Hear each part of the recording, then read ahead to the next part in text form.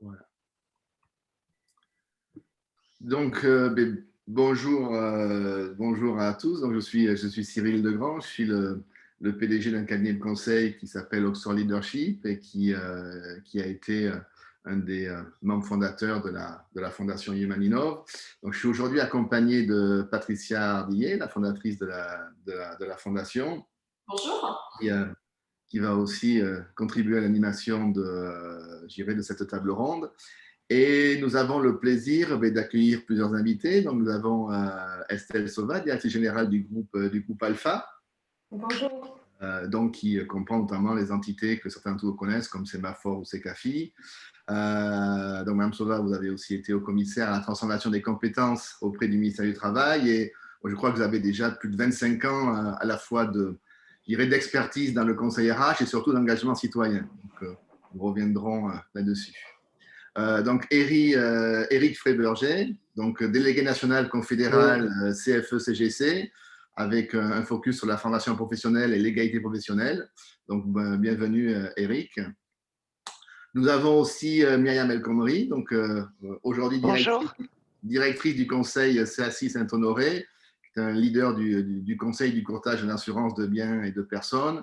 Et Mme El Khomri, vous avez aussi été ministre du Travail, de l'Emploi, de la formation professionnelle et du dialogue social.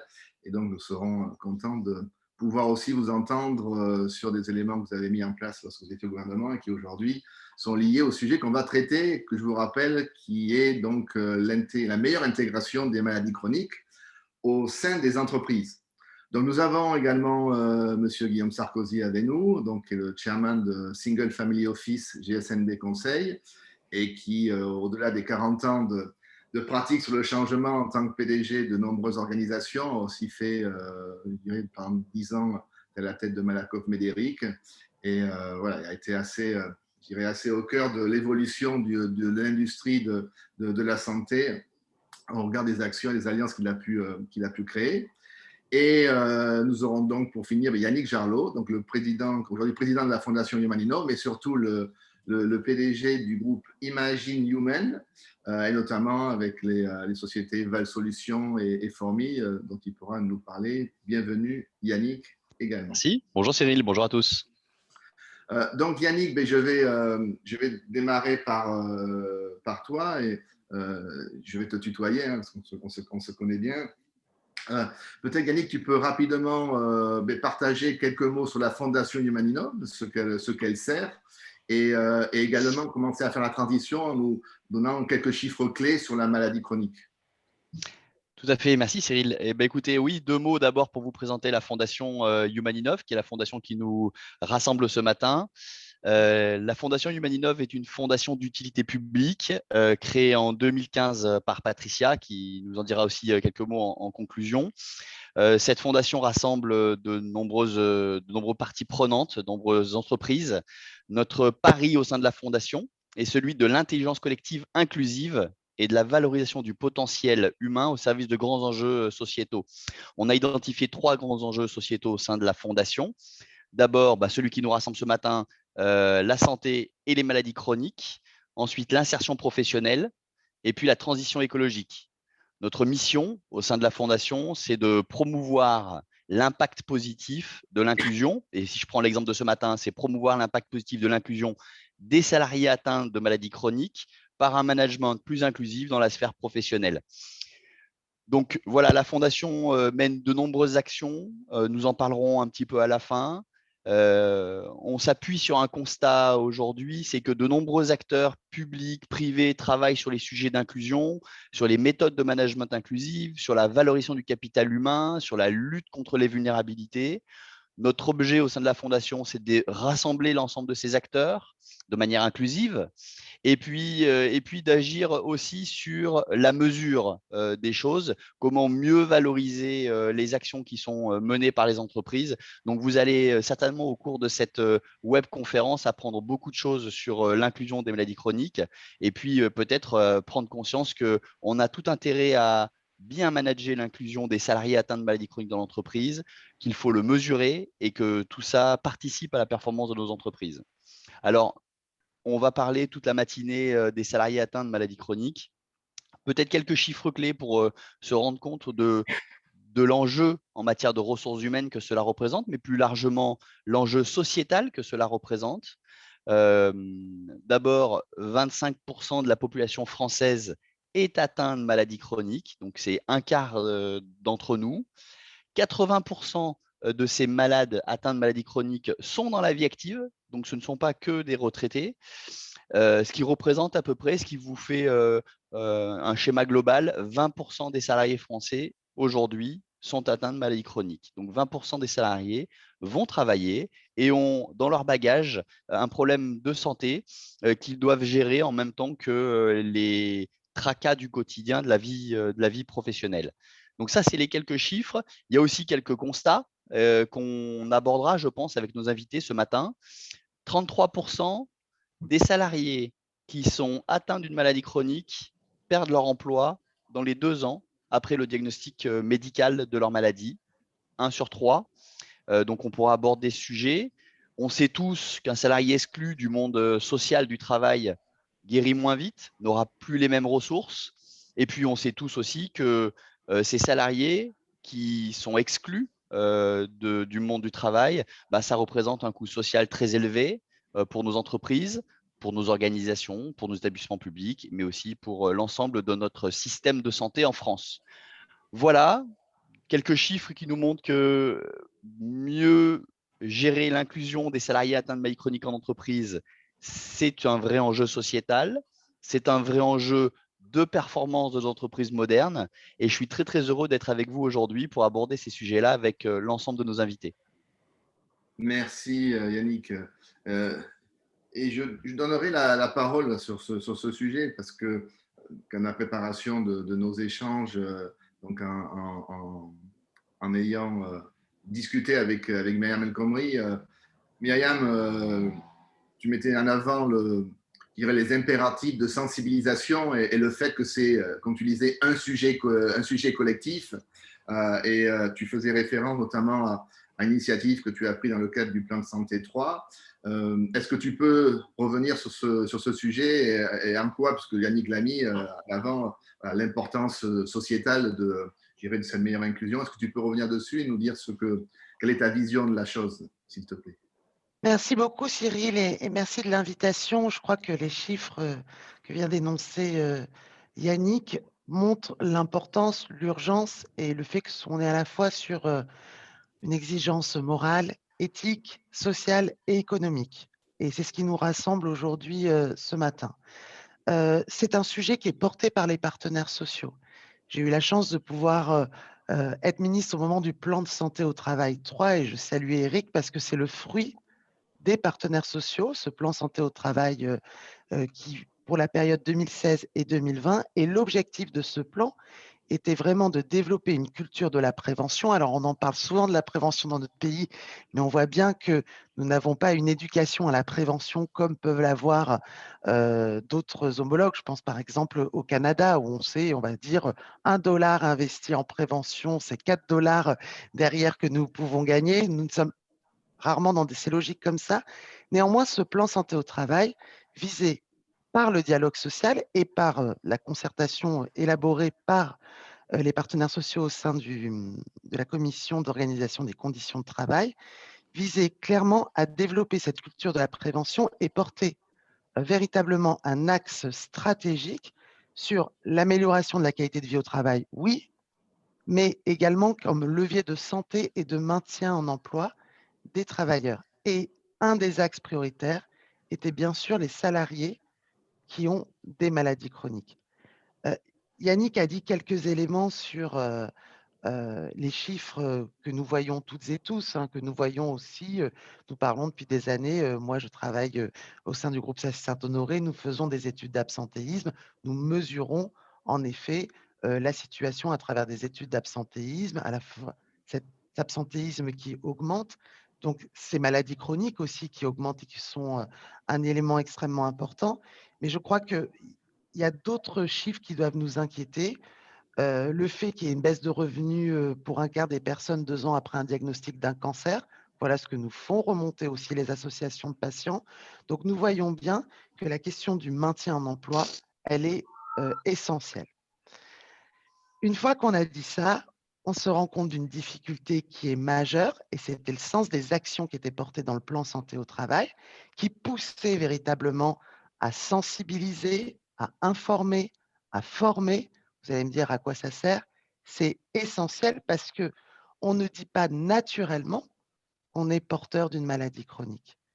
Et je crois que on a un élément pour moi qui me semble central, c'est que les salariés sont véritablement dans un dilemme entre taire ou dire leur maladie.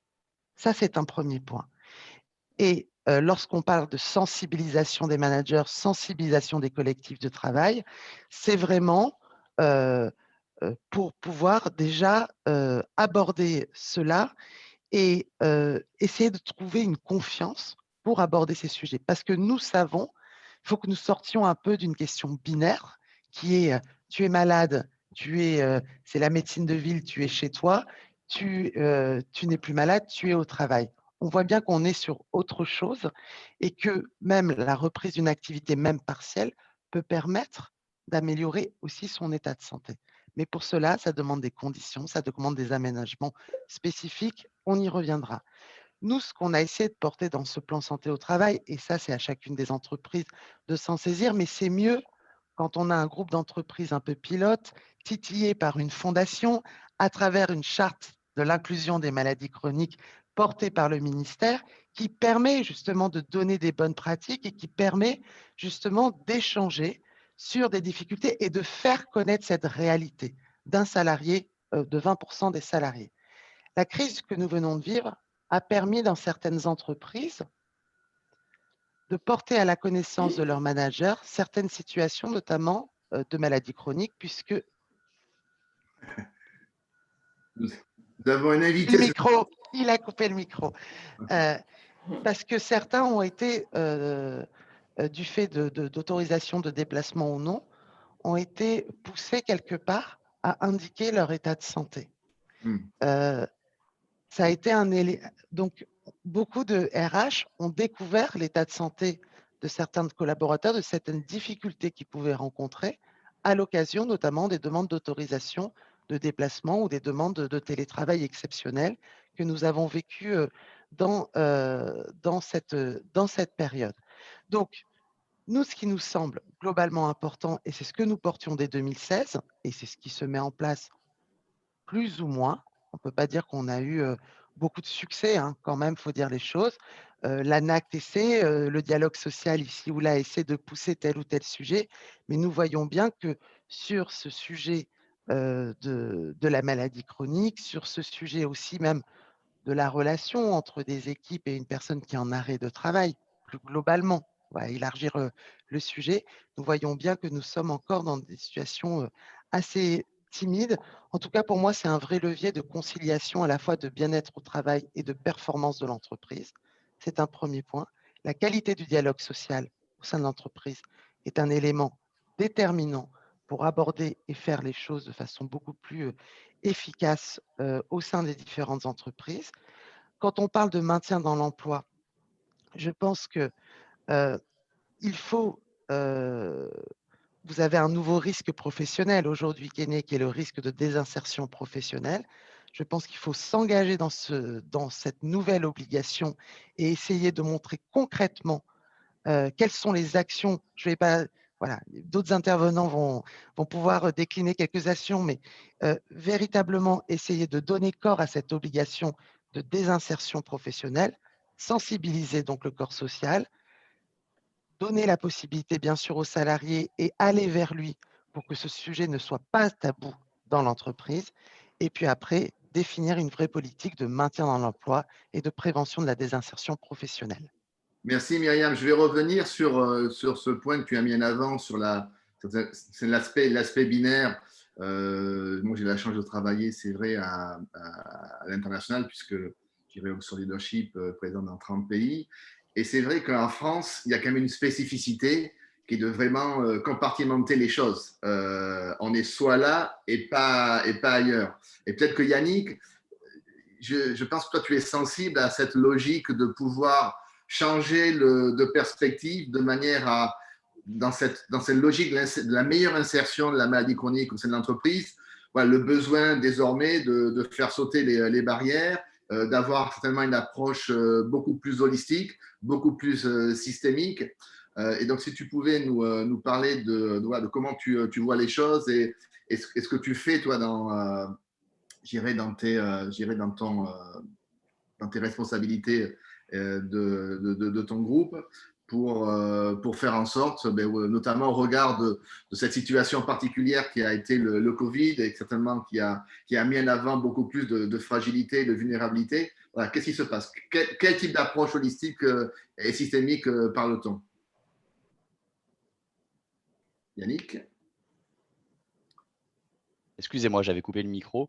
J'écoutais Myriam et j'étais assez d'accord avec elle et ce que tu disais, Cyril, c'est-à-dire qu'en France, sur les sujets RH, on a l'habitude, et on fait ça depuis des années, de prendre les sujets un par un.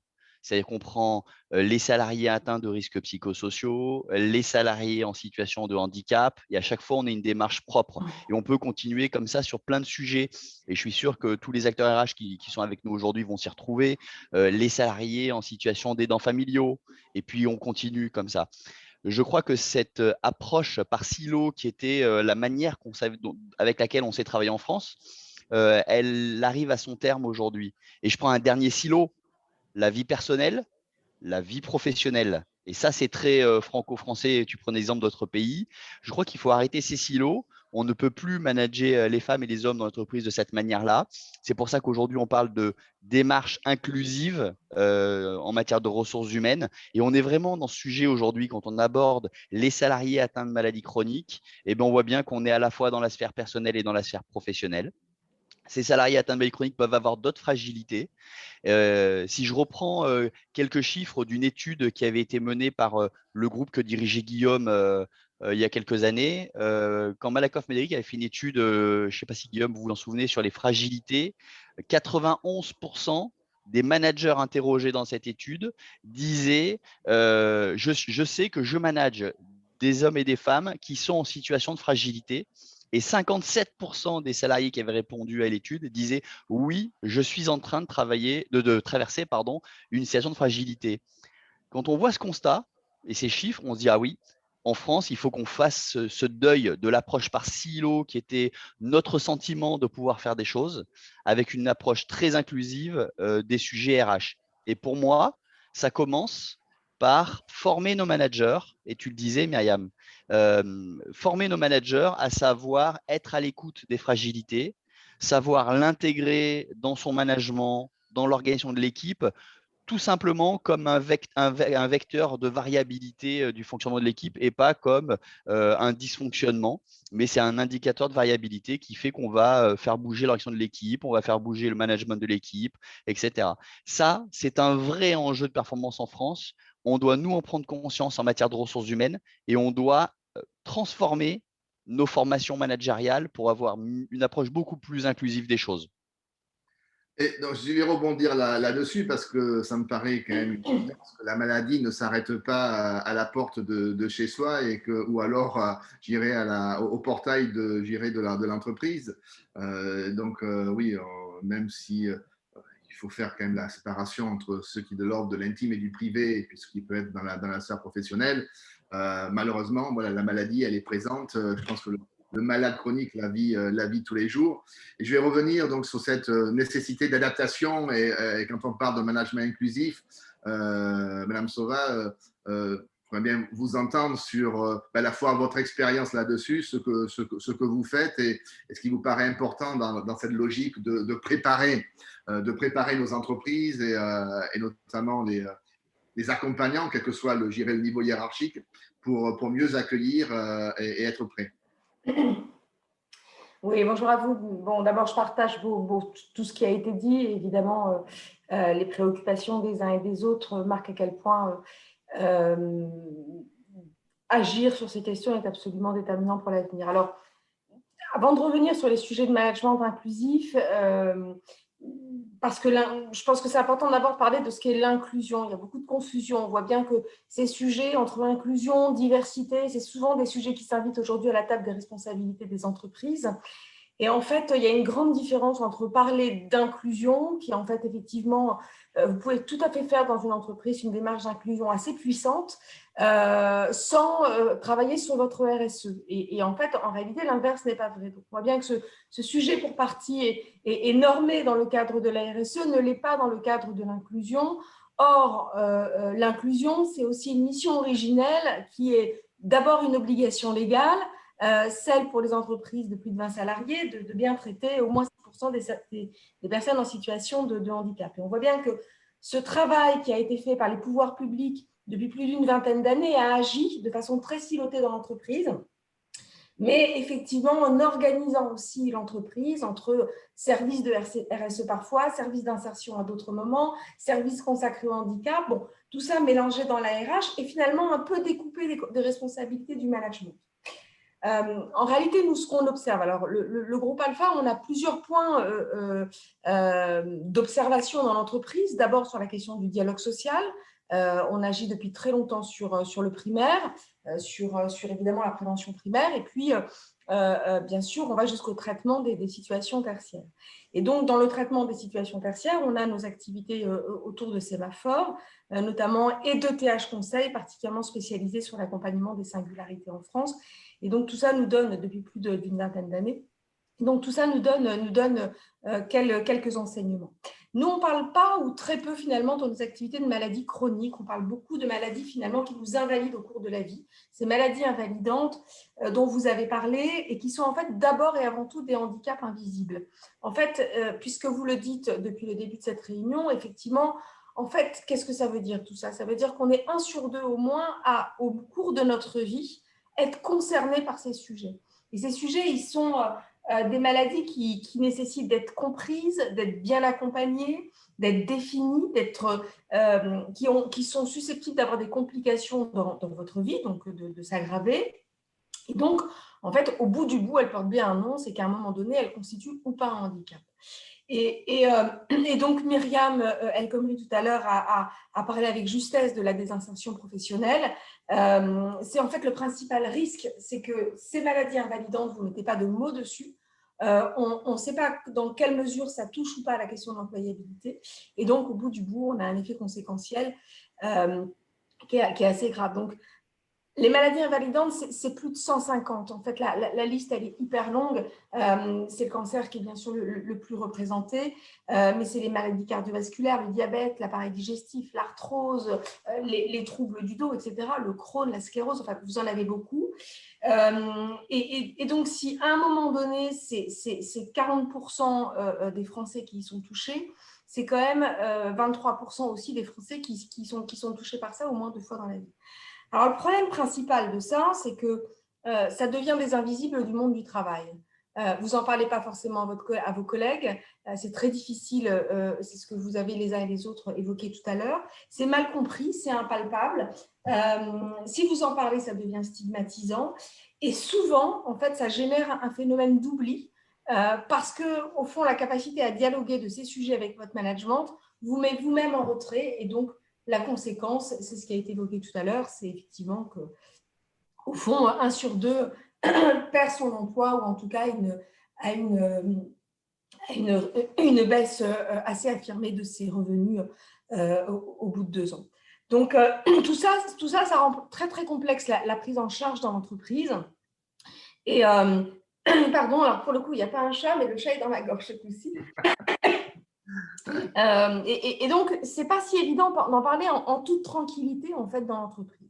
Et c'est là que bien comprendre la façon dont on peut évoquer ces sujets pour un manager, la façon d'aménager en fait, le plan organisationnel du travail, la modulation du poste, la modulation des horaires, au bon moment, fait que finalement, toutes les conséquences indirectes de ces postes, de ces sujets sont moins difficiles à gérer dès lors que vous accompagnez aussi le deuil, la situation d'adaptation individuelle dont la personne souffre, parce que c'est le principal sujet au fond, c'est que trouver les conditions de l'inclusion, c'est trouver les conditions du dialogue, c'est trouver les conditions pour détecter, et donc détecter, c'est préalablement certes sensibiliser, et donc voilà, tout ça fait qu'à un moment donné, si vous voulez réussir à atteindre ce niveau d'exigence, il va falloir donner de la force au management des singularités.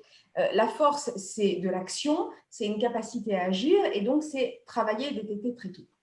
Alors là, ça c'est la bonne nouvelle, c'est qu'on peut avoir des méthodes, il y a des études, il y a des universités qui y travaillent, qui se sont largement penchées sur ces sujets, il y a des chaires. Il faut souligner que Dauphine, l'ESSEC, l'EDEC, etc., tout le monde s'y met. Vous avez des sujets qui touchent de l'inclusion à la résilience, tout ça pourrait faire système. Sauf que voilà, la crise est passée par là et que moi, je ne tire pas tout à fait le même diagnostic de la crise. Depuis 3 ans maintenant, d'abord sur la question de la prévention primaire, la capacité du dialogue social à pouvoir prendre en charge ces sujets dans l'entreprise, c'est fondamentalement contracté et c'est pour nous, je le pense, un risque majeur. Vous voyez moins, vous pouvez moins le dire, mais d'abord parce que vous avez moins d'experts dans l'entreprise ou moins d'enjeux ou de temps de vigilance et donc de prévenance. C'est lié à quoi? D'abord, les instances ont été fusionnées au moment de la fusion des CSE. On sait que la santé au travail est un sujet fondamentalement pris en charge. Vous vous retrouvez plutôt avec des compétences qui sont des compétences de personnes qui étaient préalablement dans des CSE et non pas dans des CSSCT, c'est-à-dire des sujets où les individus, les collaborateurs, ceux qui ont un mandat, sont sensibilisés à ces sujets. Donc, le sujet s'est appauvri et il s'est appauvri avant la crise. C'est lié aux ordonnances Macron de 2017. Et donc, ce que vous constatez, c'est que parfois, dans des fusions, même de grandes instances, 100% des collaborateurs qui sont restés dans le CSE fusionné venaient des CSE préalablement, des CE historiquement, et non pas des sujets de santé au travail. Donc, ce sujet, voilà, il affaiblit un peu dans le monde de l'entreprise. Deuxième élément assez aggravant, finalement, c'est que vous retrouvez une situation où la capacité, enfin le traitement, ce que j'appelle l'inclusing washing, c'est-à-dire cette façon de traiter l'inclusion, est une volonté, mais y donner du temps, y consacrer du temps, ça suppose d'y réserver des moyens, et donc évidemment des enjeux de formation, d'approche par le management inclusif. Et là, on sent bien qu'il y a une réelle volonté de donner une place, mais à ce type de travaux, mais ça suppose tout de même d'apporter une approche autour de la vision, de la mission et du rôle qu'on veut donner à un manager dans l'approche par le management inclusif, qui lui se fonde sur une double compétence, l'esprit d'ouverture du manager, la capacité à organiser les conditions de la cohésion d'équipe, la capacité à organiser le dialogue, la capacité à le comprendre. Donc, nous, notre temps d'intervention dans l'entreprise, en fait, il se traduit souvent, et là, c'est là où je gratte un peu, il se traduit souvent à un moment où les effets sont déjà là, il est presque trop tard, et avec la crise, on a à peu près depuis 4 ou 5 mois, on voit à peu près 50% des entreprises en France, et donc sur les sujets organisationnels, on voit des situations très aggravées sur ces sujets, parce qu'il y a eu l'effet de l'isolement, parce que les managers, au fond, ont dû traiter leur situation d'urgence et donc d'abord des sujets d'organisation stricte avant même de rentrer sur des situations plus complexes ou plus individuelles, qu'elles soient physiques ou qu'elles soient psychiques. Et donc, on voit aujourd'hui des situations dites aggravées, c'est-à-dire effectivement des situations où l'alerte est assez grave. Et donc, l'urgence à, en tout cas, investir sur le management inclusif est nécessaire. On y reviendra ensuite sur la méthode. Je ne vais pas prendre toute la bande passante sur le management inclusif. On y reviendra dans le débat. Merci, Mme Soa. D'ailleurs, j'invite, je dirais, tous nos invités à pouvoir, je dirais, partager peut-être dans deuxième partie d'échange une fois qu'on aura fait le tour de nos invités, de leur perspective, des éléments d'expérience sur des mises en œuvre ou sur des outils que vous avez pu voir ou des choses que vous avez pu mettre en œuvre au sein de vos structures respectives. Ça sera intéressant pour nos participants d'avoir votre regard et votre retour là-dessus. Et donc, je vais maintenant demander à Eric, justement, je suis malade, enfin, j'ai une maladie chronique. On voit que voilà, il y a des éléments de pudeur, on voit que c'est pas facile d'en parler, on voit que c'est pas forcément simple dans ce que vous avez tous encore une fois mis en avant ce matin. C'est pas facile pour les gens autour de pouvoir avoir la bonne posture, le bon regard. Donc, comment on fait? Qu'est-ce qui remonte pour vous, Eric, si je suis porteur de maladie chronique, est-ce que j'en parle? Comment je peux en parler? Qu'est-ce qui remonte pour vous en tant que, je dirais, partenaire social? Quel est votre regard sur cette adaptation de l'entreprise, des employés et du porteur de la maladie au sein de l'organisation? Oui, alors c'est très clair que du côté des partenaires sociaux… Peut-être que tu peux te présenter. Oui, donc Éric Fréburger, alors je suis encore en entreprise, dans une grosse entreprise industrielle, et puis je suis également délégué national confédéral à la CFE-CGC. Donc j'ai aussi une vision de terrain et pas qu'une vision d'appareil, ce qui est aussi important parce que parfois on pense à des mesures, à des actions, etc. Mais la mise en œuvre concrète sur le terrain est parfois beaucoup plus délicate que ce que l'on peut imaginer.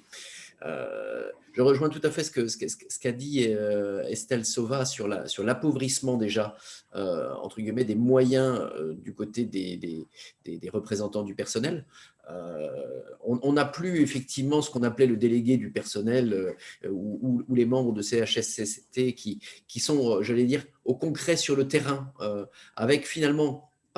qui n'avait pas nécessairement beaucoup d'heures, mais en fait qui était vraiment un peu spécialisé sur la partie écoute, accueil, accompagnement des salariés. Et là aujourd'hui, en fait, du fait du resserrement, on a très clairement un éloignement qui s'est mis en place. La deuxième chose, c'est qu'avec le confinement, mine de rien, c'est difficile de rencontrer les gens physiquement. Et quand on voit les gens derrière un écran, c'est quand même pas tout à fait pareil. Il y a tout un tas de signaux faibles qu'on ne perçoit pas, d'ailleurs, que ce soit du côté du manager ou que ce soit du côté du représentant du personnel. Après, la communication est devenue plus difficile. Et d'un autre côté, le confinement, en fait que beaucoup de gens se sont révélés. À un moment donné, ils se sont mis en retrait en disant écoutez, moi je ne peux pas venir au travail pour des raisons médicales. Alors, du coup, ce qui va être intéressant de voir, c'est dans la remise, j'allais dire, en situation plus normale, est-ce que ça va avoir des impacts rapides et immédiats sur la gestion d'un certain nombre d'effectifs? Je le dis comme ça, mais pour un manager, c'est toujours plus compliqué d'avoir quelqu'un à gérer qui a une maladie chronique parce qu'il faut parfois aménager les horaires, parce que parfois, j'allais dire, on ne peut pas, je vais être un peu brutal, lui mettre la même pression, etc., etc. Donc, la solution de facilité, c'est de s'en débarrasser. Hein. Donc, gentiment, tranquillement, on prend le temps, mais finalement, c'est dans les faits ce qui arrive et les chiffres l'attestent. Alors, moi, je voudrais juste donner une approche un tout petit peu différente, c'est de se dire à un moment donné, quand on a 20% des gens qui sont au travail qui ont des problèmes de maladie chronique, en fait, on ne peut pas s'en passer. Parce qu'on est en pénurie de main-d'œuvre sur un certain nombre de métiers, d'activités, etc. Donc, le sujet de l'inclusion est un sujet tout bêtement d'activité économique.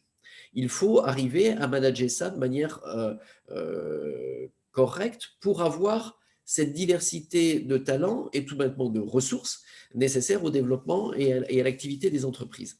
Donc ça, c'est un premier point. Et je pense que c'est un biais qui parfois peut peut-être convaincre certains chefs d'entreprise qui ne sont souvent intéressés que par le petit chiffre en bas à droite qui représente en fait le résultat de l'entreprise. La deuxième chose qui est délicate, c'est en fait comment j'aborde le sujet avec mes équipes en tant que manager. En fait, on est très mal à l'aise face à quelqu'un qui est malade parce que soi-même, on ne l'est pas. Donc, est-ce qu'on a de la pitié, de la compassion, comment je le gère, comment je l'aborde? Est-ce qu'il va être, entre guillemets, mon collaborateur, il va être gêné que j'aborde le sujet, etc., etc. En fait, on n'est pas formé là-dessus en tant que manager. Hein. Moi, je l'ai été. Je veux dire, on a l'apprentissage du terrain. Après, en tant que représentant du personnel, on a l'apprentissage de la rencontre avec les salariés qui viennent vous voir, parce qu'un salarié, il va voir qui? Il va voir son manager, son RH ou son représentant du personnel.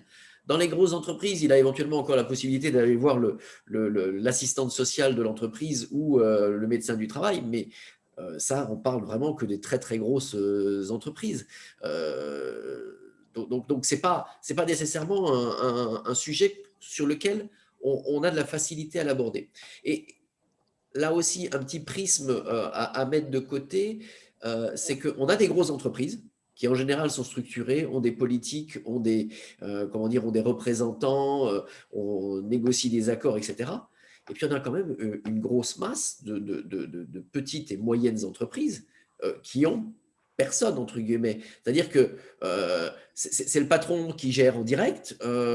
Est-il formé psychologiquement au sujet de comment aborder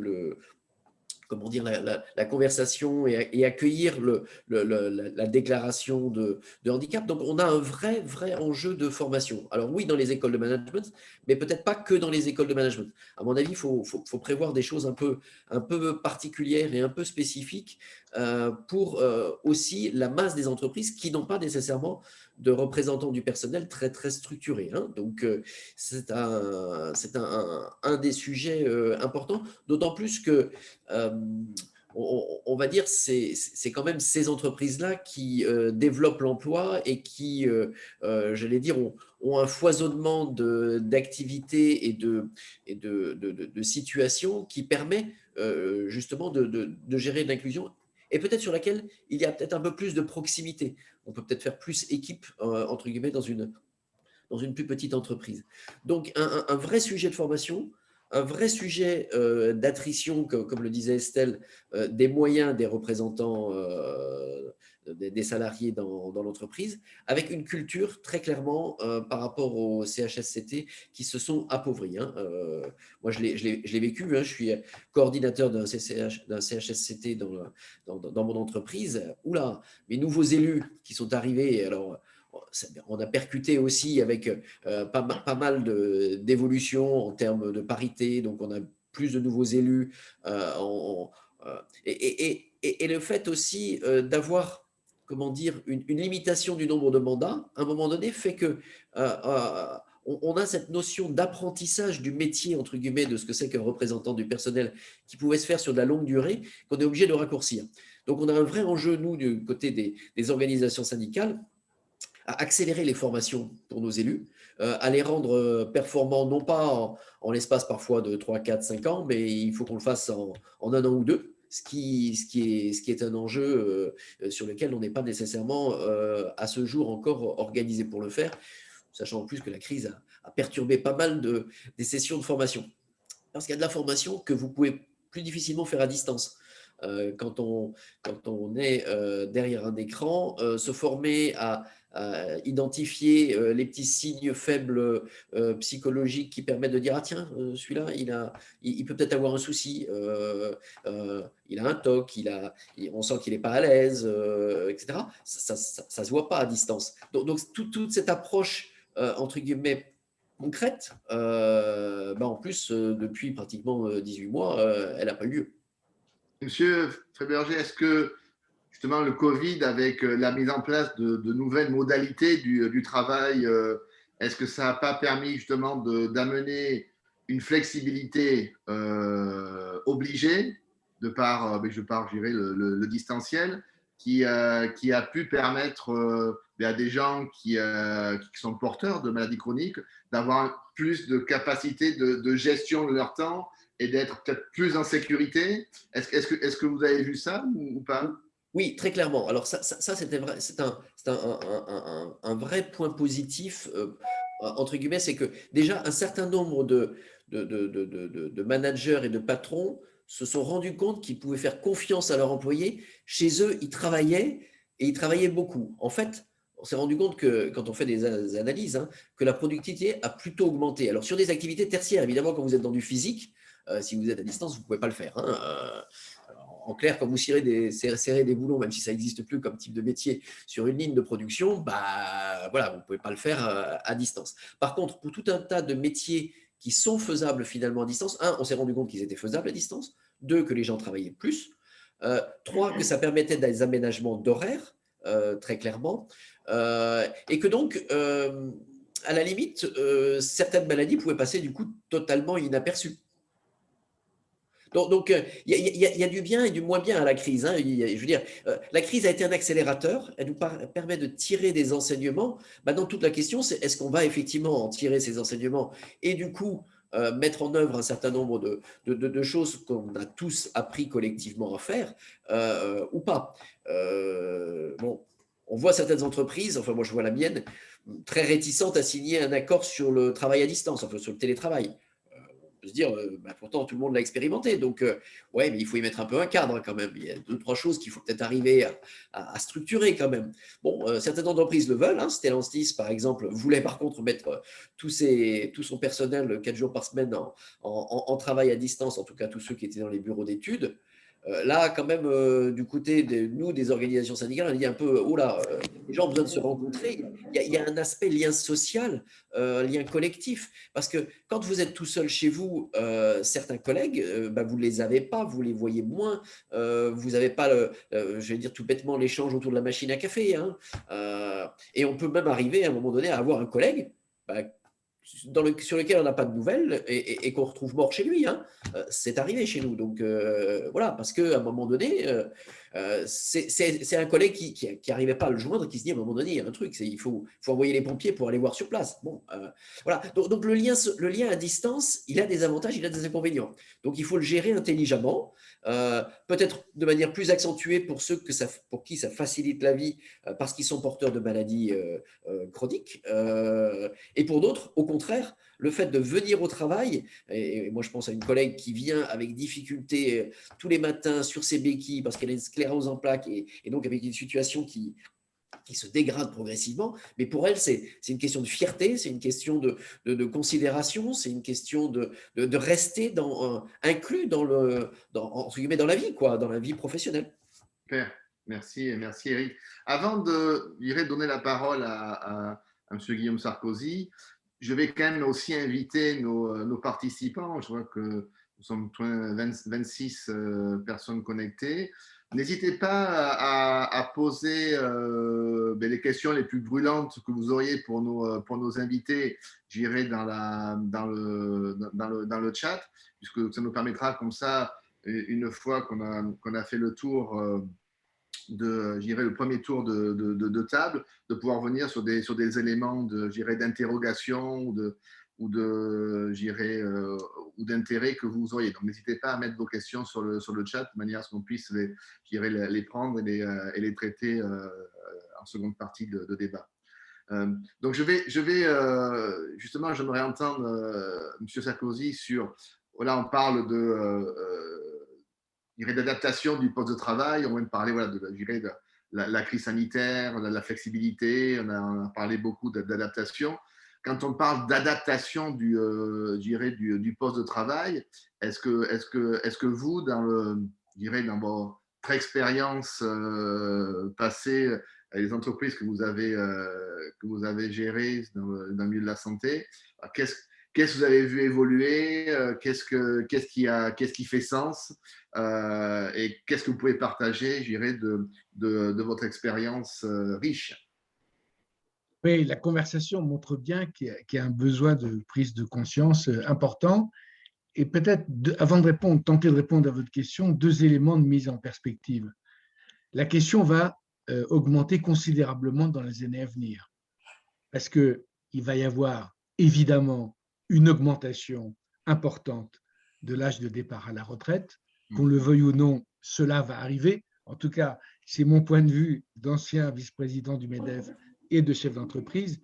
Ce n'est pas possible d'être en dehors de ce système, de ce mouvement global. Et donc, la question va augmenter de ce côté-là. On voit bien qu'il y a une augmentation du nombre de maladies mentales, le mental health, dans les arrêts de travail gérés par le groupe. Aujourd'hui, entre 25 et 30% des arrêts de travail proviennent de cette question-là. Et tout ce qu'on vient de dire sur le Covid, sur la Covid, montre bien que ceci ne fera qu'augmenter. Et troisième tendance, depuis une dizaine d'années, le nombre de personnes en situation de handicap a augmenté au sein des entreprises. Ces personnes vieillissent et ça va donc augmenter encore ce phénomène. Et là-dessus, Autre phénomène, moi, qui me semble très important, c'est le besoin d'individualisation de la relation entre l'entreprise et les salariés. Alors, aujourd'hui, l'entreprise fonctionne bien avec une relation collective. Notre ami syndicaliste le dit bien et on le vit tous les jours.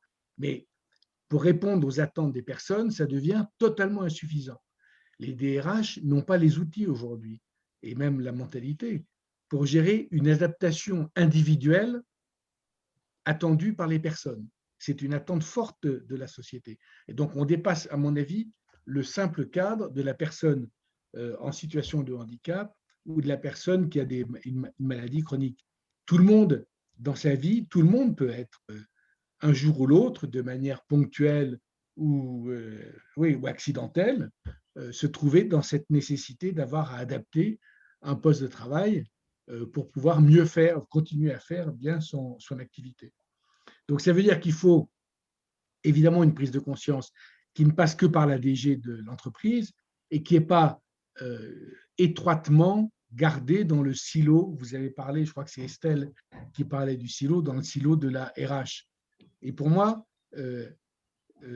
les RH vont se réinventer. Nous sommes à la veille d'un nouveau métier RH à inventer et à se créer.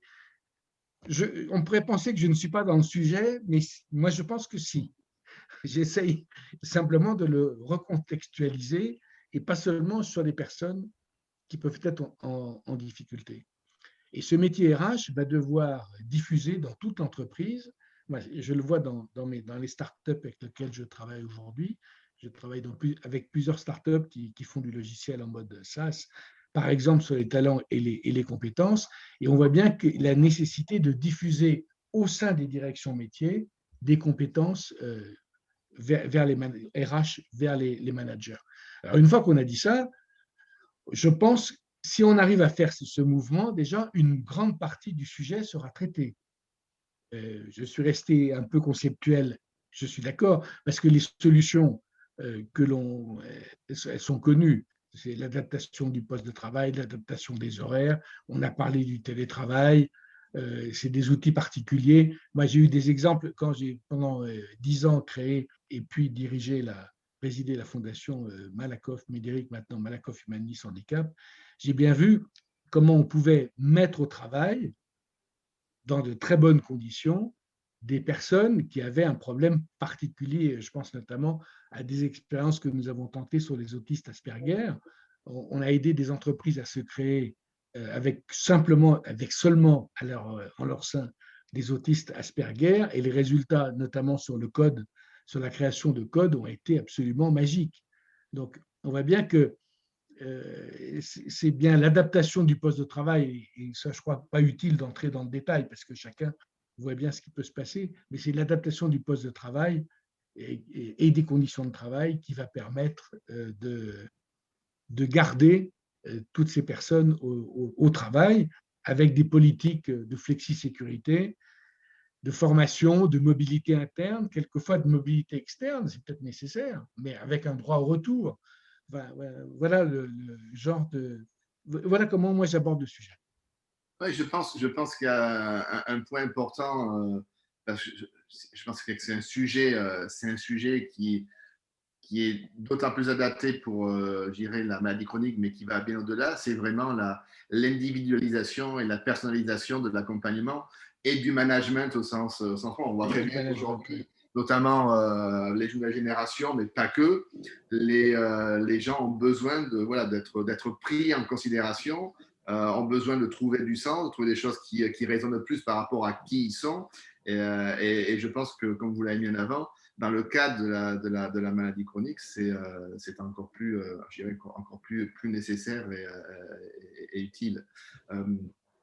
Donc, on a beaucoup parlé. Oui, bonjour Marielle, ça va? Oui, et toi? Ah. Je revenais vers toi pour savoir si finalement tu t'es inscrite ou pas, parce que j'ai l'impression… Peut-être sur silence. Si… Ah, d'accord. Alors, j'ai demandé effectivement… Vous pouvez mettre en silence, non? Vous pouvez bloquer le son, ouais. Voilà. Comme je n'avais pas l'écran devant moi, mais c'est très bien. Donc, Cyril, je crois qu'il y a Estelle qui voulait oui, prendre la parole. Estelle, Oui. je vois que Estelle lève la main. Donc, Estelle. Oui, parce que Guillaume a insisté sur un élément qui est extrêmement déterminant, qui est l'individualisation ou la prise en compte de l'individualisation. En fait, là, à ce moment-là, avant de parler du management inclusif, au fond, il y a un moment assez déterminant qui consiste à arriver au juste moment, au bon moment. C'est ce que faisaient souvent d'ailleurs les responsables de proximité. Ils avaient cet avantage, en tout cas, d'alerter, de prévenir, mais pour faire en sorte qu'au moment où on va s'interroger sur l'absence qui intervient pour traiter la maladie immédiate, celle qui surgit, qui arrive dans la vie, il y a cet espace, ce temps de dialogue, mais il y a surtout ce besoin d'identifier tout de suite la façon dont on va préserver les compétences. Guillaume l'a dit, ou Eric tout à l'heure, ces individus, ces personnes personnellement concernées, si on individualise la situation, elles sont dotées d'un grand nombre de compétences qui sont indispensables au service dans lequel elles évoluent. Et donc, c'est à partir de là que ça devient une affaire d'équipe, une affaire de collectif. C'est que la désorganisation du service devient un problème si on ne sait pas gérer en fait cette situation qui n'est pas du coup qu'une situation individuelle, mais bien une situation d'un collectif entre collègues sur l'organisation des modes de travail, de la charge, de sa répartition. Et donc, la préservation des compétences à ce moment-là, la capacité à lui donner un cap de l'investissement, ça se joue de façon assez fine avec le manager notamment et avec une politique, une gouvernance qui est prête à investir sur ce terrain-là. Et donc, je pense que sur ce point, beaucoup a déjà été. Est-ce que si je forme l'hypothèse et je laisserai la parole à celui ou celle d'entre vous qui voudrait y répondre, est-ce qu'on a une hypothèse qui veut dire je suis porteur d'une maladie chronique, je suis dans ma vie quotidienne en permanence à devoir m'adapter au contexte dans lequel j'évolue? Est-ce qu'aujourd'hui, cette capacité, on a parlé de résilience, on a parlé d'adaptabilité, est-ce que cette capacité d'adaptation est quelque chose au sein des organisations sur lequel on pourrait faire levier pour pouvoir, que ces gens-là qui sont dans le quotidien à devoir en permanence ajuster, c'est des choses qu'ils pourraient transmettre ou alors sur lesquelles ils pourraient être plus exposés. Donc ça, c'est la première chose. Et dans cette ligne, j'aime bien Madame Moreau a mis une question. Est-ce qu'il y a un exemple concret de personne handicapée entrepreneur qui ayant une maladie invalidante, a pu former ou sensibiliser par sa propre expérience. Donc, je relis les deux éléments et j'aimerais bien vous entendre. Je ne sais pas si c'est Myriam ou Estelle. Je peux tenter de donner un exemple que j'ai connu dans la fondation Malakoff Humanis Handicap. Vous avez d'abord une association qui, je crois, de me souvenir, s'appelle HUP, qui a été créée par une personne aveugle, non-voyante, mais complètement aveugle, une association qui permet à des personnes en situation de handicap de créer des entreprises. Et cette personne a créé, par exemple, un restaurant qui s'appelle Dans le Noir, que vous connaissez peut-être avez-vous été, une expérience extrêmement structurante, j'ose dire, parce que ce n'est pas facile, qui est un restaurant complètement dans le noir, dans lequel le service est fait par des personnes aveugles, mais qui s'y retrouvent évidemment complètement, et qui permettent à des personnes valides, voyantes, de comprendre, d'essayer de comprendre un peu mieux quelle est la situation des personnes aveugles, par exemple. Mais il y a même des associations qui regroupent, qui aident des personnes qui veulent être entrepreneurs et qui sont handicapées afin de créer leur entreprise. Et souvent, on devient entrepreneur parce que le monde de l'entreprise ne vous attend plus ou que vous considérez en étant invalidant que ce monde n'est plus fait pour vous. Nous, on a des milliers d'exemples sur des situations entrepreneuriales qui sont la voie d'atterrissage au fond, alors qui donnent de très beaux parcours et évidemment de très belles expériences qu'on peut valoriser. D'ailleurs, il y a juste après vous une remise de lauréats aujourd'hui au Sénat. Je vais les rejoindre tout à l'heure sur Envie de résilience, qui sont toutes les expériences existantes d'entrepreneurs qui l'ont fait après, évidemment, avoir rebondi de ces situations. Moi, je suis actuellement une femme qui, atteinte d'un cancer, a perdu, hélas, l'ensemble de sa très belle chevelure. Ne pouvant retrouver un espace dans l'entreprise, elle a commencé à travailler sur la question de la démocratisation du cheveu en France, parce que ce sujet est limité et limitant et très excessif d'ailleurs quand vous avez à vous produire ou en tout cas à traverser cette séquence au cours de votre vie. Et c'est elle qui, avec toute une équipe, vient de lancer en France la démocratisation du toupet français spécifique, alors pour les hommes et pour les femmes, pour faire en sorte que le cheveu, objet de socialisation dans l'entreprise, mine de rien, et de confort aussi, devienne quelque chose de tout à fait accessible, quels que soient les cancers que vous traversez, et pris en charge par la puissance publique. Donc, des expériences absolument magnifiques comme ça, on en a des centaines. À raconter. Mais j'imagine que les uns et les autres en ont d'autres aussi à nous raconter. Eric a levé la main. Après, je donnerai aussi la parole à Julie, qui est une de nos participantes, qui a apparemment une expérience. Et je lui donnerai la parole. Et Eric… Oui, la question, effectivement, le traitement de cas individuel, il y a des gens qui ont la capacité à rebondir, entre guillemets, quel que soit, entre guillemets, ce qui leur tombe sur la tête, on va dire ça comme ça. Je ne suis pas sûr que ce soit une majorité. Et donc, il faut aussi traiter ceux qui, justement, entre guillemets, ne vont pas trouver en interne les ressources leur permettant de rebondir malgré leur maladie éventuellement invalidante. Et c'est là où effectivement il y a besoin de soutien, d'apport, de conseils, de prise en charge effectivement individuelle, parce que chaque cas est un cas particulier. Pour certains, c'est de l'aménagement d'horaire, pour d'autres, c'est l'aménagement de poste, pour un troisième, c'est un changement de métier à l'intérieur de l'entreprise, etc., etc.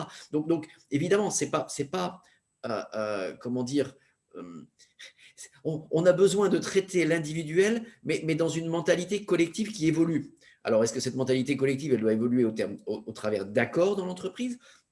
Est-ce qu'elle doit évoluer au travers de cultures managériales différentes? Est-ce qu'elle doit travailler évoluer au travers de formations différentes des RH? Oui, mais tout ça, ça doit se mener en ensemble. Effectivement, il ne faut pas rester en silo, il faut traiter, j'allais dire, le sujet de manière plus systémique, en se disant bien qu'il y a de la richesse à garder ces gens qui ont éventuellement des maladies invalidantes.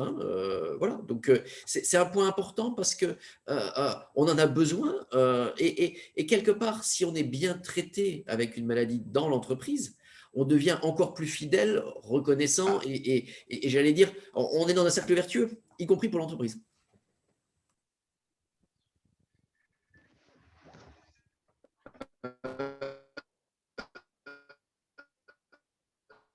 Je crois qu'on a perdu Cyril. Moi, je veux bien dire quelque chose, alors justement, pour rebondir sur ce que a dit Guillaume et Avant de donner la parole à Myriam.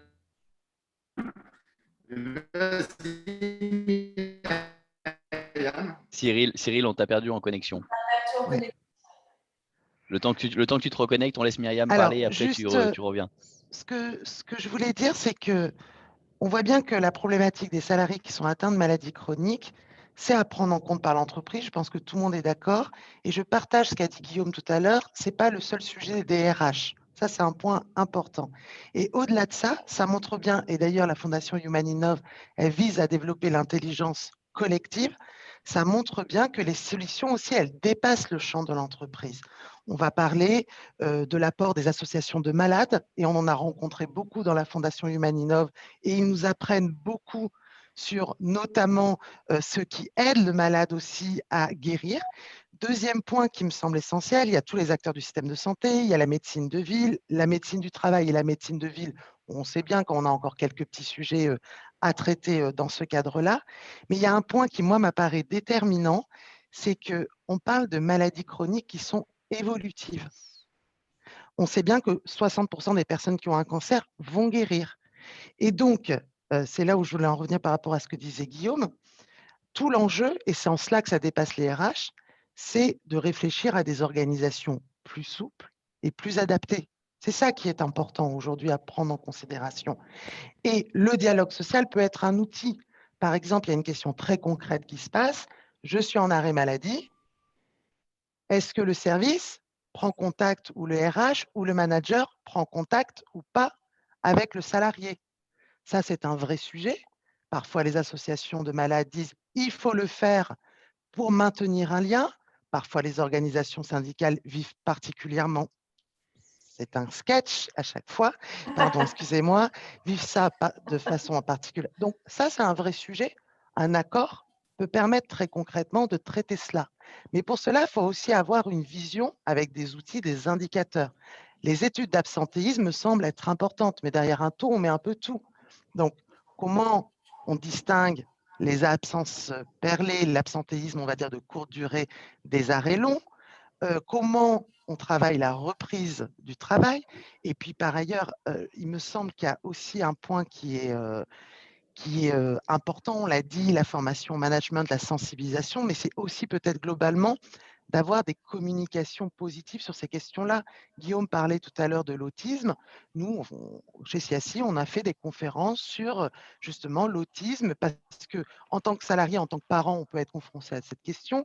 On peut l'être également personnellement. Donc, c'est aussi créer des événements autour de ces enjeux-là pour essayer d'en sortir de ce tabou. Et si on n'en parle pas, c'est bien qu'il y a aussi des raisons. C'est que les mots d'inaptitude, d'incapacité sont quelque part aussi stigmatisants.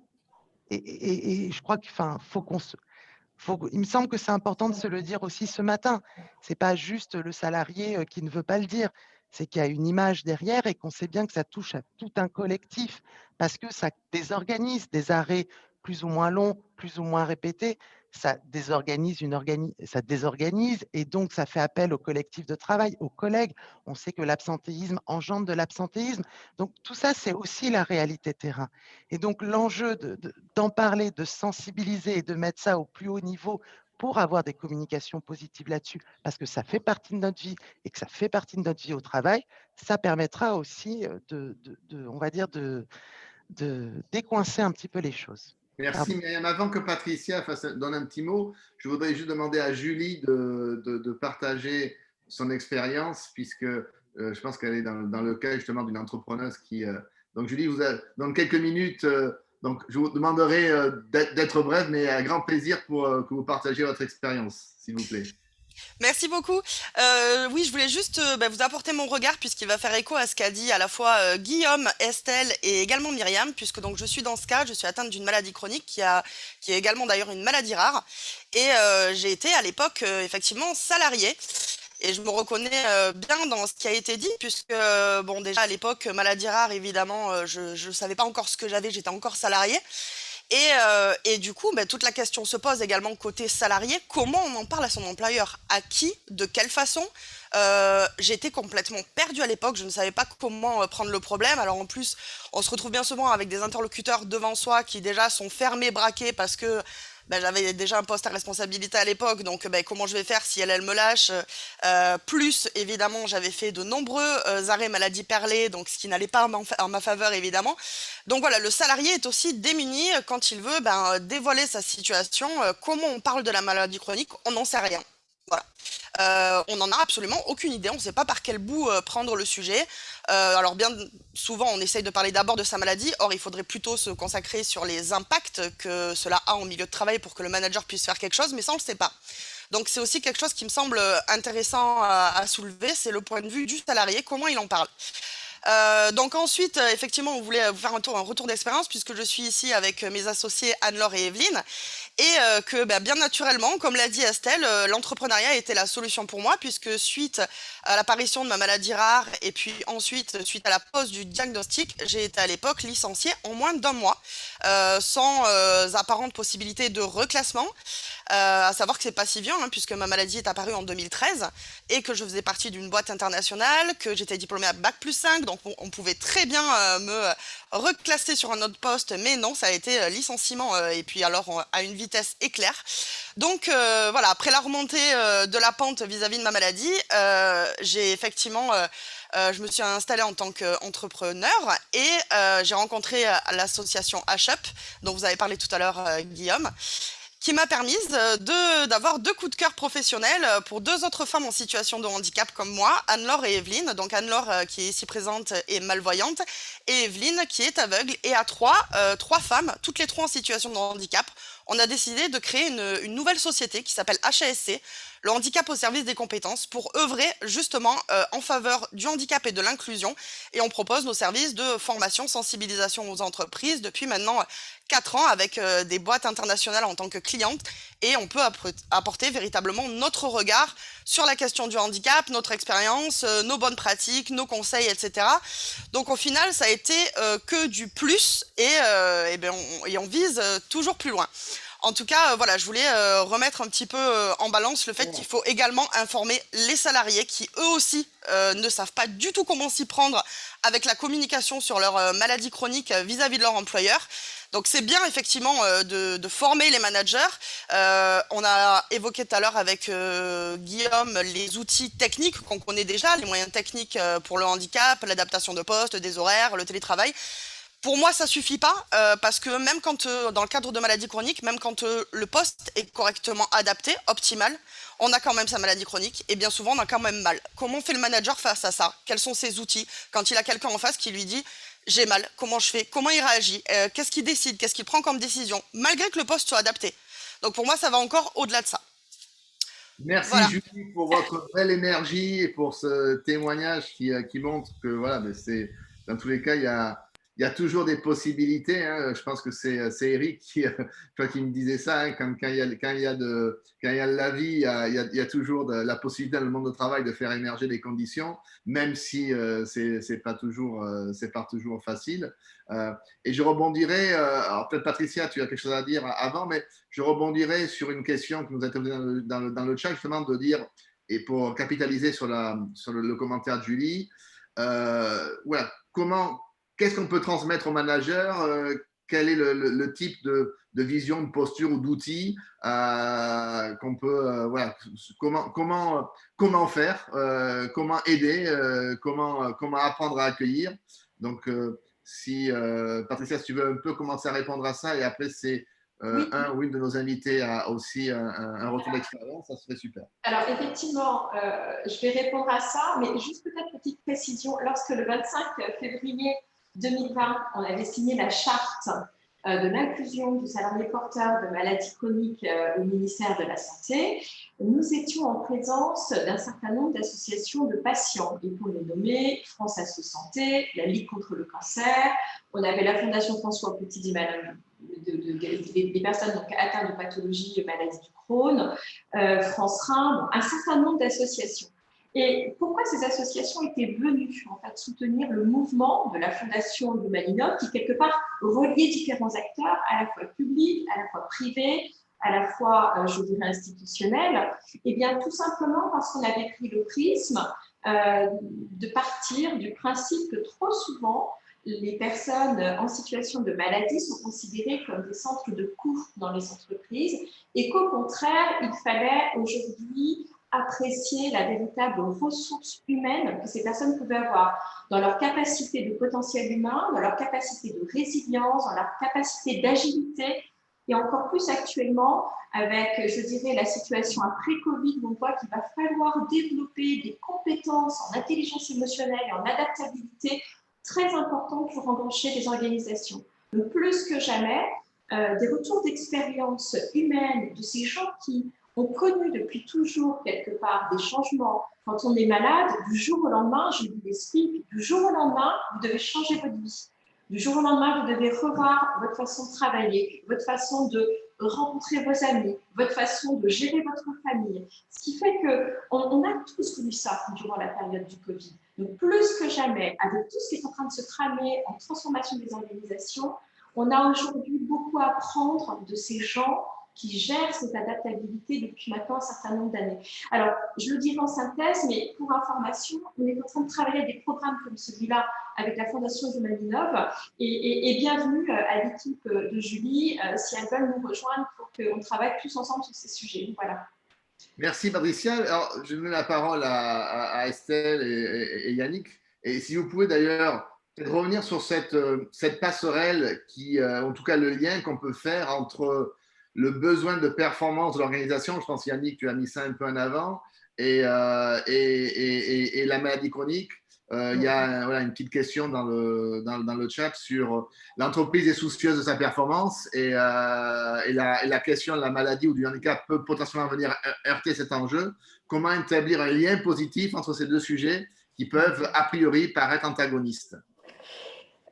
Justement, je voulais soulever ce point. C'est Myriam qui en a parlé avec habileté en disant au fond, on a un système surorganisé et tout ça est finalement complexe à appréhender. Lorsqu'on est face à une situation, une maladie chronique, en étant manager, en étant collègue, en tout cas, comment on appréhende. Nous, on intervient beaucoup dans les entreprises, hein, je le disais en préambule tout à l'heure.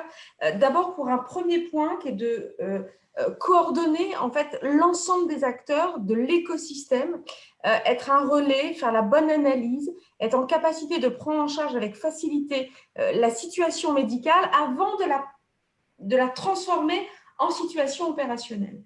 Et j'insiste sur ce point parce que c'est ce moment-là bien précis qui fait que les uns et les autres sont démunis. En réalité, le système est surorganisé de la médecine du travail, en passant par qui que quoi la DRH doit prendre la main. La réalité, c'est qu'un manager est lui-même perdu. Et donc, au fond, il se dit, est-ce que j'ai le droit d'ingérer à ce moment-là précis pour un sujet aussi compliqué? Et donc, pas qu'il veuille se décharger, mais en fait, il le traite ça souvent pas ou peu ou mal. Donc, le principal moment où on intervient, finalement, c'est ce temps-là. Et on est, depuis maintenant un certain temps déjà, amené à développer un travail très, très instruit sur le management, en tout cas sur la formation des managers. C'est là où aujourd'hui, effectivement, on installe majoritairement nos actions avec TH Conseil en France, parce qu'on va transformer finalement ce moment de complexité et cette capacité à comprendre qu'on est en train de traduire une difficulté en une force. Et c'est là où ça devient effet levier, enjeu de dialogue, comment en faire une sémantique, un corpus lexical commun qui va trouver finalement les conditions pour, quelle que soit la forme du management, qu'il soit transverse ou hiérarchique, permettre au manager d'en faire un objet et de bienveillance et d'objet de cohésion collective, mais il en sort avec un dictionnaire personnel. Il en sort avec un dictionnaire pour l'ensemble des collègues. Et donc, ce travail ne va pas se faire en un claquement de doigts. Il se fait évidemment avec un investissement sur la formation. On est fortement interpellé d'ailleurs en ce moment dans le secteur bancaire, mais comme dans le secteur de la grande distribution, à intervenir en ce moment sur ces sujets, avec presque quasiment des formations qui recouvrent non pas que de la posture ou du comportement pour le manager, et donc savoir traduire ça évidemment en levier émotionnel dans la façon de coordonner son processus de cohésion avec ses collaborateurs, mais aussi dans un travail de construction d'un dictionnaire, d'un langage commun dont les uns et les autres sont en capacité de s'approprier et qui devient le levier finalement du manager. Yannick, tu voulais rajouter quelque chose, s'il te plaît? Oui, moi je voulais réagir, j'écoutais aussi, excusez Estelle, mais je voulais réagir sur un point de Patricia, que tu disais Patricia, et c'est pour répondre à une question du chat, c'est qu'est-ce qu'il faut transmettre au manager? C'est une question de Julie, je crois qu'elle a posé dans le chat. Moi je pense que c'est un peu comme tous les sujets, c'est qu'en fait, pour définir bien ce dont ont besoin les équipes de managers, ça va dépendre de l'organisation dans laquelle ils sont. Et je crois que ça doit commencer par savoir bien mesurer la capacité qu'a l'organisation en matière de management inclusif. Et souvent, on passe cette étape d'évaluation. L'entreprise qui agit, elle sait qu'elle a un intérêt à agir. Donc, vous l'avez dit. Et pour répondre à la question de Valérie, bonjour Valérie au passage d'ailleurs. La question de Valérie, c'est comment on peut associer les enjeux de l'entreprise et cet enjeu-là.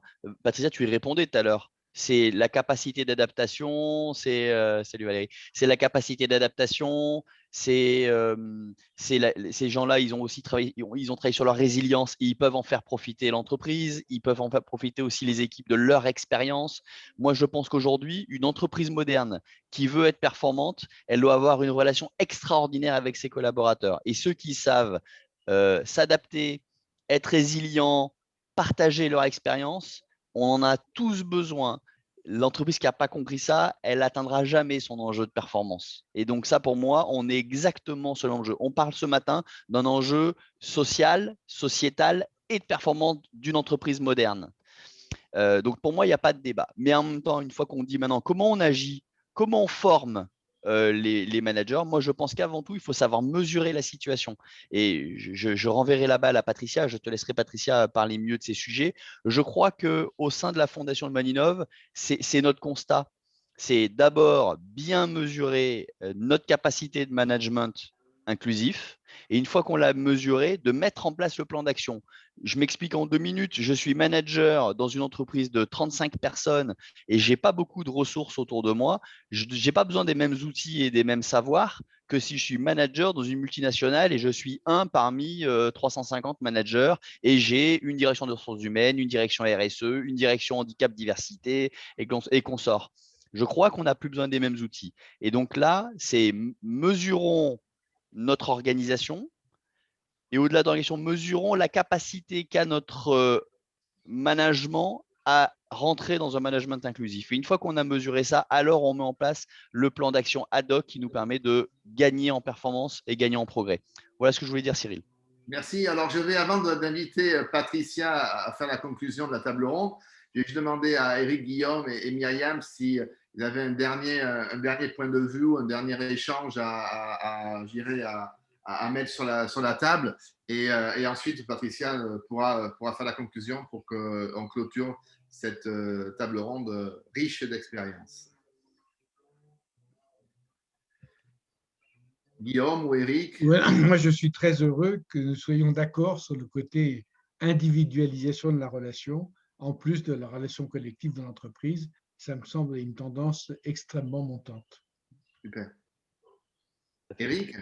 Oui, ce qui est important, effectivement, c'est un peu ce qu'on dit d'une façon générale, c'est que c'est aussi une question de culture. Donc, il faut faire progresser collectivement une culture sur le sujet, à la fois pour les salariés et pour tous ceux, finalement, que les salariés rencontrent, c'est-à-dire ne pas avoir peur du sujet. Mais il faut aussi derrière que les entreprises soient bienveillantes et s'en servent pas, entre guillemets, pour, comme tout à l'heure ça a été témoigné, juste faire sortir le salarié sur lequel, finalement, comme on ne sait pas trop comment le traiter, on le sort, quoi. Donc, et ça, lever cette notion de confiance, c'est vraiment un point extrêmement important, hein. Je pense que, y compris une entreprise, elle peut être performante si elle a confiance dans ses salariés, mais si les salariés ont confiance dans l'entreprise, quoi, hein.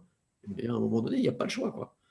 Oui, il y a une dimension réciproque qui est toujours, je dirais, impérative. Myriam, petit mot pour terminer avant que je donne la parole à Patricia? Oui, juste mesurer, ça nous semble extrêmement important, mais au-delà de mesurer, c'est le dire ou ne pas le dire, ça dépend aussi du degré de confiance qu'on a, comme vient de le dire Eric, dans l'entreprise, qu'on a en direction de nos collègues et qu'on a en direction des salariés. Donc, on voit bien que même le rôle du manager, il devient de plus en plus moins contrôlant et peut-être plus facilitateur. Voilà. Et je pense que c'est ça qui est en jeu et que le premier sujet, c'est d'en parler. Et merci d'avoir organisé ce webinaire parce qu'il faut que nous en parlions. C'est un vrai grand sujet. Mais merci. Merci. Je ne sais pas si Estelle voulait rajouter quelque chose. Oui, moi je crois que l'essentiel a été dit, mais à l'heure où on va sortir de la crise, où on a encore un peu l'épée de Damoclès au-dessus de la tête, au fond, c'est sûr qu'on on est dans la phase euphorique, on tombe les masques, on va faire la fiesta au-delà de minuit, enfin voilà, il va se passer des choses assez sympas, mais en fait, la crise, elle a aussi posé des protocoles assez compliqués. Elle a proposé aux gens les plus fragilisés, les personnes en situation de fragilité, de ne pas revenir au travail en situation parfois de télétravail maximal, quel que soit, du coup, pas uniquement pour le secteur des services. Ça fait que depuis 1 an, il y a une part des personnes les plus éloignées ou en situation les plus fragiles qui sont pas revenus en emploi. Moi, je trouve que votre outil, ce que vous proposez du Maninov, cette capacité à désormais proposer une mesure de ces maladies chroniques et en tout cas de ce que pourraient être les maladies émergentes même dans cette phase-là, il y a urgence parce qu'en réalité, il ne faut pas s'attendre à mettre ça en place dans 2 ans. Je pense que ce sujet, dès septembre, dès octobre, dès novembre, il est absolument déterminant. En tout cas, le passage à l'action est important. Vous avez tout notre soutien. Bravo pour les travaux de Humaninev et plus généralement pour la tendance et les hommes et les femmes qui se mettent en mouvement sur ces sujets. On a besoin d'être les coudes serrés. Donc, bravo à vous et merci pour ce débat.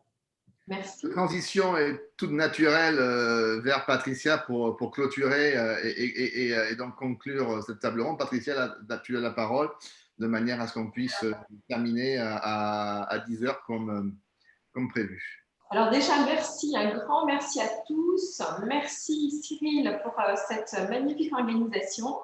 Merci donc à Eric, Estelle, Yannick, Myriam, Guillaume d'avoir été présents dès 8h30. On sait tous que c'est pas simple. On a tous perdu quelque part nos habitudes d'être aux tables rondes de petit déjeuner de 8h30. C'est ce qu'on se faisait comme réflexion en démarrant la conférence. Voilà, alors en fait en synthèse, on ne va pas revenir là-dessus, on en a parlé de nombreuses fois, mais juste ayez bien en tête qu'aujourd'hui, 1/5 de la population active est atteinte d'une pathologie chronique. Et en 2024, selon les chiffres de l'ANACT, ça représentera 1 sur 4. Si on doit rajouter la problématique des aidants, c'est-à-dire j'assiste mon conjoint, j'assiste mon enfant, les statistiques, à mon avis, sont très proche de 1 sur 2, 1 sur 2, 1 sur 3. Ça veut dire que si ce n'est pas aujourd'hui qu'on est concerné par cette problématique, c'est certainement quelque chose malheureusement qu'on va devoir affronter tout au long de notre vie. Donc ça, il faut bien l'avoir en tête. Demain, vous faites un dîner avec vos amis, il y en a 1 sur 4, 1 sur 5 qui atteint une pathologie chronique. Alors, une fois qu'on a dit ça, on fait quoi? Alors, effectivement, la Fondation Humaninov promeut l'intelligence collective au service des grands enjeux sociétaux. Et il est évident que l'enjeu sociétal de la maladie chronique, compte tenu de 20 millions de Français, ça nous est apparu comme un enjeu important. Donc, pour quelque part trouver un dispositif qui fonctionne, on a trouvé bon de mettre en intelligence collective des acteurs qui sont des membres fondateurs, donc à la fois des entreprises, et je les remercie aujourd'hui plus particulièrement Assystem, Becton Dickinson, Harmonie Mutuelle, Saint-Honoré, et nous avons également toutes les équipes de Technicolor, ENI, et bien entendu tout un certain nombre, je dirais, d'associations, la lutte contre le cancer, et je pense particulièrement à l'intervention de Catherine Simona, la vice-présidente, François Blanchardon, qui chapeaute France Asso Santé, et puis un certain nombre également de partenaires. Et notamment, on est en train de travailler aujourd'hui de plus en plus avec les organisations syndicales aussi. Bon, bref, j'en oublie plein, mais il faut faire la conclusion. Et je dirais que l'avantage du dispositif, c'est que nous essayons systématiquement de travailler en lien avec les différents ministères. Pourquoi? Parce que ce sont des enjeux importants. Donc, je remercie particulièrement le ministère de la Santé, le ministère du Travail, qui en fait nous écoutent, nous reçoivent et nous contribuent à faire aussi, je dirais, avancer le système. Alors, pour reprendre ce que disait Yannick, eh bien, à nous tous, compte tenu du chiffre important, on s'est dit qu'il fallait qu'on ait une action collective, qu'il fallait mettre en place une action collective dans les entreprises. Et la réponse qu'on apporte, c'est développer le management inclusif. Et donc, pour pouvoir développer ce management inclusif, il y a plein d'acteurs qui fonctionnent et qui aujourd'hui travaillent au management inclusif. Nous nous sommes aperçus qu'il y avait quand même une importance à venir mesurer la situation de départ de ce management inclusif dans les organisations. Et on a travaillé à cela avec tous les acteurs de la Fondation Humaninov. On a eu la chance d'avoir également une rencontre d'une structure qui s'appelle VORTRP, qui a offert une solution qui va sortir dès la semaine prochaine sur vos App Store, où chacun pourra effectivement télécharger toute une application pour pouvoir apprécier son niveau de management inclusif. Alors, bien entendu, si ça vous intéresse, il y a urgence à contacter la Fondation Humaninov. Et donc, notre enjeu, c'est de pouvoir proposer rapidement une situation de départ. Et de cette situation de départ, de pouvoir bâtir avec les uns et les autres tous ces fameux plans d'action qui vont être mis en place. Donc, l'outil VOR Humaninov sera donc complètement disponible à partir de la semaine prochaine. Donc, il est compatible PC, iPhone, smartphone, enfin, je dirais un certain nombre de choses et je remercie encore voilà, tous ces acteurs qui ont contribué à cela. On a un enjeu important. L'enjeu important, c'est que si on arrive à mesurer correctement le management inclusif, on aura certainement une dynamique de pouvoir proposer cet indicateur sur une réponse à des appels d'offres, d'imaginer que la vraie valeur humaine, qui peut donc émaner, bien entendu, à la fois de ce sujet inclusif, de cette valorisation de la santé, puisse être quelque chose qui aide les directions générales à chercher de nouveaux marchés. Notre enjeu, il est là. Hein, ça, c'est important. Ensuite, on a un deuxième enjeu chez Humaninov, c'est d'accélérer, je dirais, toute cette dynamique que les personnes qui connaissent des fragilités, plus que jamais, aujourd'hui, ont des choses à nous apprendre. Et je remercie encore tous ces patients, toutes ces associations qui travaillent depuis très longtemps sur, bien entendu, le maintien des personnes atteintes de pathologies dans l'emploi, puisqu'en fait, plus que jamais, aujourd'hui, eh bien, ces gens-là peuvent nous apprendre à passer différents paradigmes. Les sociétés se transforment. On a besoin de connaître des changements importants en termes d'environnement, que ce soit au niveau sociétal, des changements importants en termes organisationnels dans les entreprises, des changements importants dans votre façon de gérer votre famille. Plus que jamais, il faut pratiquer des retours d'expérience. Donc, la Fondation Humaninov répond à cela en développant des ateliers d'intelligence collective.